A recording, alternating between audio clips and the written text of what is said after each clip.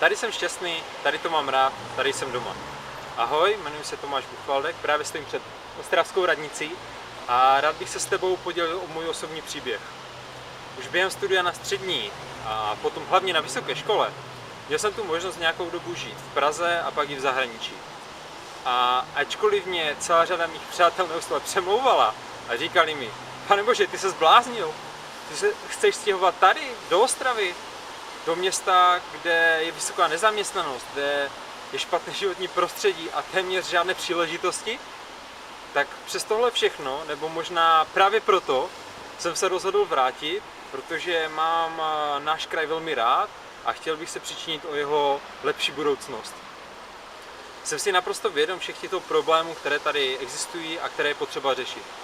Na druhou stranu je zde i celá řada úspěchů a úspěšných lidí z různých oblastí, ať už to jsou sportovci, podnikatelé, umělci nebo pracují v neziskovém sektoru, kteří mají co předávat a kteří jsou naprostými špičkami ve svém oboru.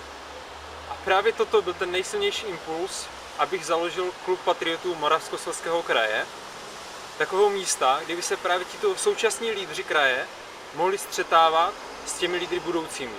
S lidmi v mém věku, kteří mají zájem o dění v našem kraji, kterým není jedno, co tady bude za nějakých 10-20 let, kteří to tady mají rádi a kteří se hlavně chtějí učit od těch nejlepších, které zde máme.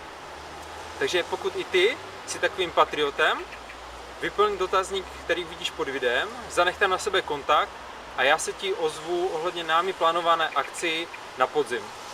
Takže pokud to tady máš rád, cítíš se být patriotem, zanech na sebe kontakt a rád ti zase uvidím u dalšího videa, případně na osobním setkání na podzim.